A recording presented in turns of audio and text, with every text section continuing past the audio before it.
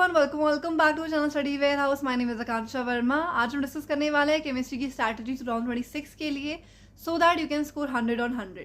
अब यहाँ पे अगर हम बात करते हैं तो थ्योरी आपकी आती है 70 मार्क्स की एंड यहाँ पे आपका प्रैक्टिकल आता है 30 मार्क्स का।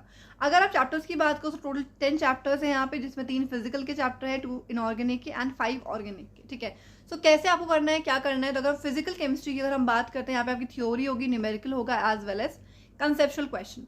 आपको नोट्स बनाते हुए चलना है, पहले ही बता दे रही हूँ मैं। सो वो आपकी बहुत हेल्प होते हैं एंड मोमेंट में। एंड कोई अगर आप एवरेज स्टूडेंट हो तो you can definitely score well.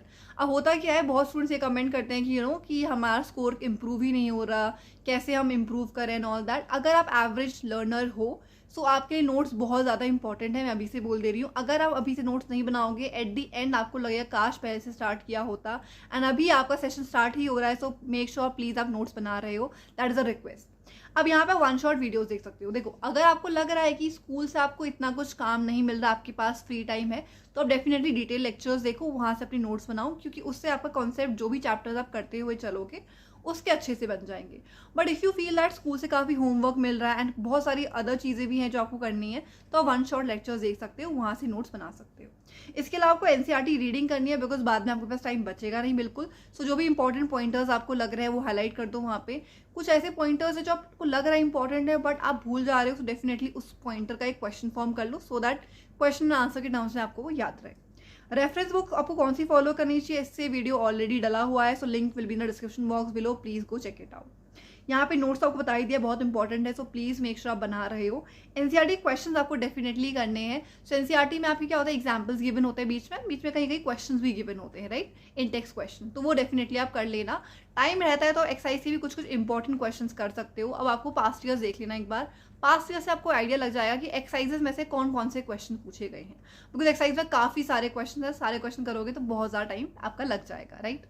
अब इसके अलावा आपको न्यूमेरिकल्स भी करना है, तो न्यूमेरिकल के लिए आपको क्या करना है, फॉर्मूला बुकलेट अभी से रेडी करनी है। So formula booklet is very very important. अब मैं ऐसा क्यों बोल रही हूँ फॉर्मूला बुकलेट बनाओ, बिकॉज अभी आपके चैप्टर्स जो स्टार्ट हो रहे हैं, अगर आप अभी से फॉर्मूला बुकलेट रेडी कर लोगे सो एट दी एंड में भी आपका रिवीजन के लिए काफ़ी यूजफुल रहेगा वो। एंड चैप्टर वाइज जो न्यूमेरिकल करोगे तो फॉर्मूला आपको इंटैक्ट रहेगा, तो ये बहुत इंपॉर्टेंट रोल प्ले करता है। अब आप प्रिपरेशन कहाँ से कर सकते हो, सो आप प्रिपरेशन कर सकते हो ओसवाल पब्लिकेशन से। As you can see over here, यहाँ पे सारे ही चैप्टर्स आपके स्टेटेड है along with board paper and sample paper as well. ठीक है, यहाँ पे अगर आप देखोगे सोल्यूशन चैप्टर यहाँ पे दे रखा है, तो उसका एक्सप्लेनेशन अच्छे से कर रखा है। यहाँ पे काफ़ी ज़्यादा एनिमेशन टाइप का भी यूज़ कर रखा है, so that colouring and all, so that आपको थोड़ा बहुत इन्हांस फील लगे कि कलरिंग है। क्योंकि होता क्या है, जनरली जब आप बड़े हो जाते हो तो कलर पोर्शन कम हो जाता है, तो आप देख रहे हो यहाँ पे। इसके अलावा यहाँ पे MCQs already given along with explanation, because आपको आंसर ABCD ऑब्वियसली बात है पता चल जाता है, but explanation plays a very important role. यहाँ पे वेरी शॉर्ट भी दे रखा है एंड रीजनिंग बेस्ड क्वेश्चन भी यहाँ पे एडेड है। इसके अलावा यहाँ पे सैम्पल पेपर गिवन है, जो कि आप देख सकते हो यहाँ पे, एंड यहाँ पे 2025 का बोर्ड एग्जामिनेशन का पेपर भी गिवन है। So link is in the description box below, please go check it out. अब हम बात करते हैं यहाँ पे आप क्या कर सकते हो, तो क्वेश्चन बैंक आप फॉलो कर सकते हो। ठीक है, तो उससे क्या होगा, आपका चैप्टर वाइज डेटा सेग्रीगेटेड रहेगा। अच्छा, अगर मैंने ये चैप्टर पढ़ रखा है, इसमें से किस किस तरीके से डिफरेंट क्वेश्चन फॉर्म हो रहे हैं, जो कि बहुत इंपॉर्टेंट रोल प्ले करेगा आपके नंबर लाने में। अब होता क्या, बहुत स्टूडेंट को समझ में आता है कि कैसे, मतलब कि क्या क्वेश्चन पूछ रहा है, ठीक है, उस समझ में आता है, वो आंसर भी कर लेंगे अगर आप उनसे वर्बली पूछो। बट जब वही बात लिखने की आती है तो वो भूल जाते हैं कि कैसे लिखना है, क्या लिखना है। सो लिखना is also very important, writing skills के आपको मार्क्स मिलते हैं। सो प्लीज़ मेक श्योर जब आपको लग रहा है कि आपने ऑलरेडी पढ़ लिया है, तो आप एक खुद का टेस्ट ले रहे हो, सो दैट यू नो आपने पढ़ लिया बट आप उसे अच्छे से लिख भी पा रहे हो। फॉर एग्जाम्पल कोई एक क्वेश्चन है, वहाँ पे क्या होगा, वहाँ पे थोड़ी बहुत थ्योरी होगी, कुछ फॉर्मूला भी हो सकता है वहाँ पे, उससे लिंक कोई ग्राफ हो सकता है, कोई डायग्राम हो सकता है, right. So try to write as much as you can. Obviously बात है, जितने मार्क्स का गिवन है आपको उसी हिसाब से आप वर्ड लिमिट सेट करोगे। बट येस, ये फीचर्स क्या होते हैं, अगर आप ऐड करते हो तो आपका जो आंसर है वो काफ़ी अच्छा फॉर्म में दिखता है। बेसिकली आपकी प्रेजेंटेशन स्किल्स क्या हो जाती है, यहाँ पे इंप्रूव हो जाती है, राइट। यहाँ पे आपको PYQs भी देखने एज सैम्पल क्वेश्चन प्रैक्टिस करना है। एट द एंड के लिए सब चीज़ें छोड़ोगे तो बहुत ज़्यादा डिफिकल्ट हो जाएगा। सो प्लीज़ मेक श्योर आप PYQs कर रहे हो, सैम्पल क्वेश्चन पेपर्स भी कर रहे हो वहाँ से, ये सारी ही चीज़ें कर रहे हो। इनऑर्गेनिक में अगर आप देखोगे तो क्वेश्चन क्या होता है, रिपीटेड होते हैं, उसकी थोड़ी बहुत लैंग्वेज वगैरह चेंज हो जाती है। So answer and the reason behind that stays the same. So आपको पता होना चाहिए क्वेश्चन किस ट्विस्टेड फॉर्म में पूछा गया है एंड कैसे आप आंसर कर सकते हो, वो एनालिसिस आप लगा सकते हो PYQs देख के, राइट।